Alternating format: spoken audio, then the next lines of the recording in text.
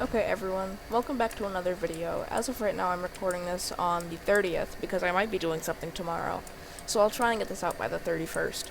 But this is just a video on logic gates, so this will be Redstone simplified logic. Probably called logic concepts or logic gates. But this is just another video in the Redstone simplified series.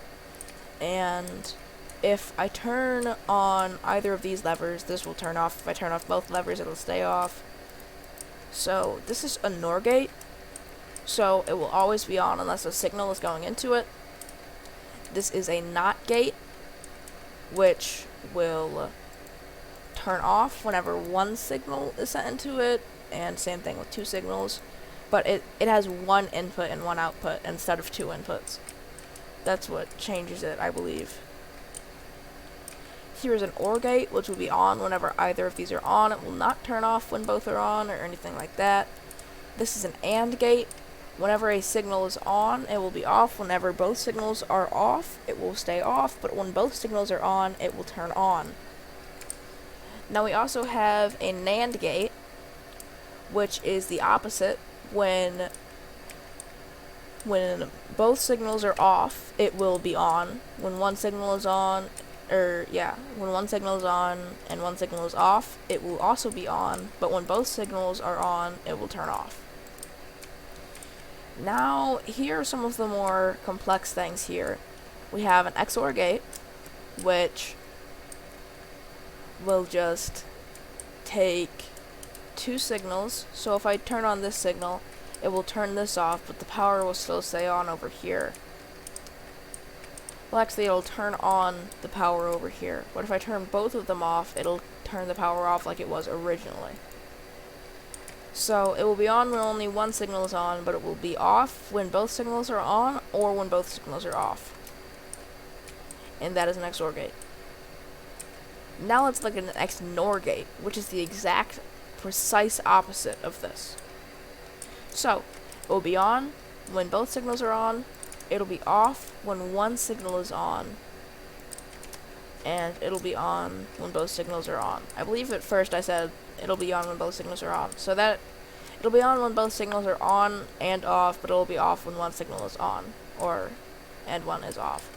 This is an implies gate, so whenever this is on, this will do nothing, and whenever this is on, this will turn this guy off, but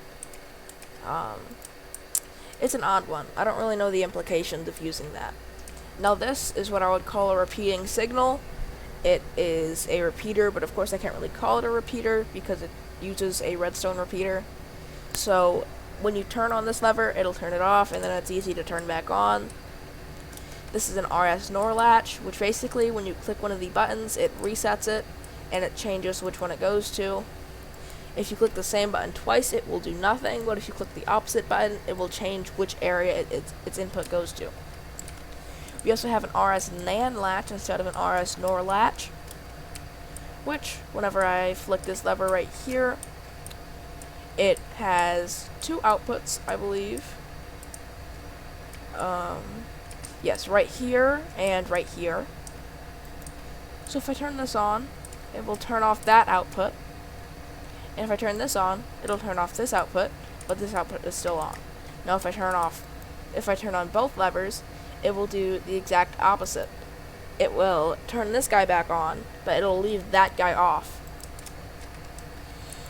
So it just works like that. And then what we have right here is a D flip-flop. And I forgot what the D stood for, but if you look right here, we can see this is on right now, but then at the click of a button, I can change which one is on, and that one will no longer be on, and it'll turn this guy on, which kind of gives it two outputs. You can use this as an output, and then this as an output, but if I turn this on, then it will lock, and I can no longer change which one is on. So it is a lockable, it's basically a lockable version of this. so you can lock it instead of just being able to always turn it on. That is a D flip-flop. Now this is a T flip-flop, which this variant does not use pistons or anything. It is a toggleable flip-flop. So if I turn this guy on, I don't think that I have anything in these guys. Alright, I don't. So it's just a dropper pointing upwards, a dropper pointing into this hopper, and then this hopper goes down to here, and this dropper is pointing towards this dropper, and there's a comparator facing outwards. And there's just a button on this one right here, the one pointing upwards. Now, whenever I put something into this bottom one, you have to put it into the bottom one. You can turn this on, and it will send out a signal. But then whenever you turn it on again, this will return back over to here. That's a T flip-flop. It makes very little noise since it doesn't use pistons. But it is a toggleable flip-flop, and you can just reset that like that. This is a JK flip-flop. Now, whenever I turn on this lever, it will turn into a clock. But whenever I just use a button press here, it will change which one is on. Now, I will just stand over these for a second. I will show you guys around a little bit, make sure that you're able to build these in your own worlds, because when I was creating this, I was watching a video, and I didn't quite understand what he was showing, because he was going much faster than me. And then, this of course, very simple, it's a 1x3, if you don't include the redstone going out. And then this right here, this is the D flip-flop. Just going to show you guys the entire build here. If you look. And then here is the RS NAND latch. The RS NOR latch. The repeater, lockable. Here is the implies gate. Here is the XNOR gate. Right over here. It's not that one. It's this one right here. And here's the XOR gate. Make sure you guys get a good look at this. Here's a NAND gate. No redstone torch right here. That is the only difference. Here's an AND gate, which has the torch. Here's an OR gate. Very, very simple. Here is a NOT gate. Both of these are NOT gates. And then here is a NOR gate, which just like this. Now, I believe I also have another repeater somewhere right over here. So, we also have this repeater right here, which uses no redstone torch or any of that. And it's a little bit different, so you can have two outputs set up to where they're opposite outputs. And you can extend it, of course, make it take longer. Now this is called a pulse extender, which of course the stone button, as I said in my previous video, has 10 ticks of redstone ticks.